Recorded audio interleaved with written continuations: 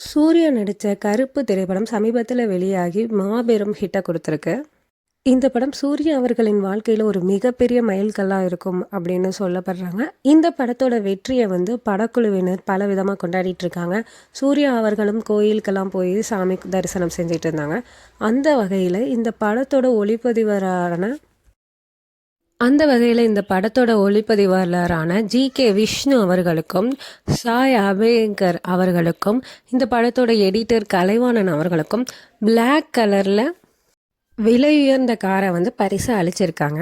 அவருக்கு நன்றி செலுத்துகிற விதமாக சூர்யா அவர்களுக்கு நன்றி சொல்லி சாய் அபயங்கரும் எடிட்டரான ஜி.கே. விஷ்ணு அவர்களும் அவரோட எக்ஸ் வலைத்தளங்களில் இந்த ஃபோட்டோவை ஷேர் பண்ணி தேங்க்யூ சொல்லியிருக்காங்க.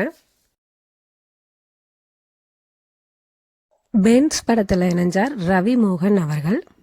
இந்த படத்தோட இயக்குனர் பாரதி கண்ணன். இவர் ரெமோ, சுல்தான் போன்ற படங்களை இயக்குனவர்.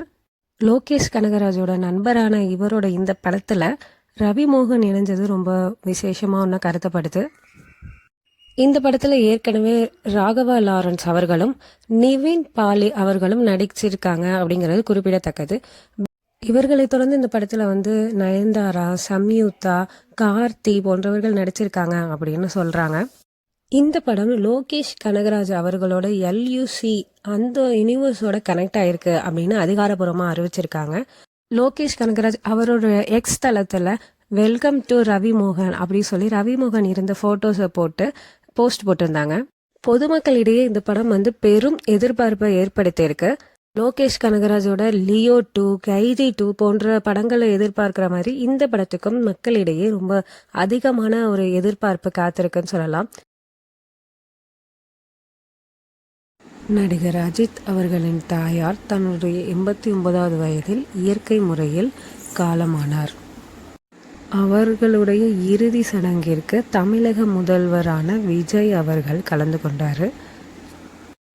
இவரை தொடர்ந்து நடிகை த்ரிஷாவும் திரைத்துறையில் பல நடிகர்களும் அஜித் அவர்களுக்கு நேரில் சென்று அவங்களோட ஆழ்ந்த இரங்கல்களை தெரிவிச்சுக்கிட்டாங்க. அஜித் தாயாரின் பெயர் மோகினி மணி. இவங்க கொல்கத்தாவை சேர்ந்தவங்க. அஜித் அவர்களின் தந்தை சுப்பிரமணியம் கேரளா மாநிலத்தை சேர்ந்தவர் ஆவார். திரைத்துறையினரை தொடர்ந்து அரசியல்வாதிகள் பலரும் இவங்களுக்கு இரங்கல் தெரிஞ்சிட்ருக்காங்க. அந்த வகையில் சீமான் அவர்கள், உதயநிதி அவர்கள், மு.க. ஸ்டாலின் அவர்கள் என பலரும் இவங்களுக்கு இரங்கலை தெரிவிச்சிருக்காங்க.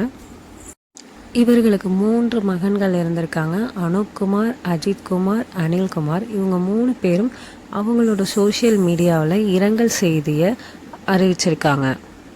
திரைத்துறையை தொடர்ந்து பொதுமக்களும் அஜித் அவர்களுக்கு இரங்கலை தெரிவிச்சிட்டு வராங்க.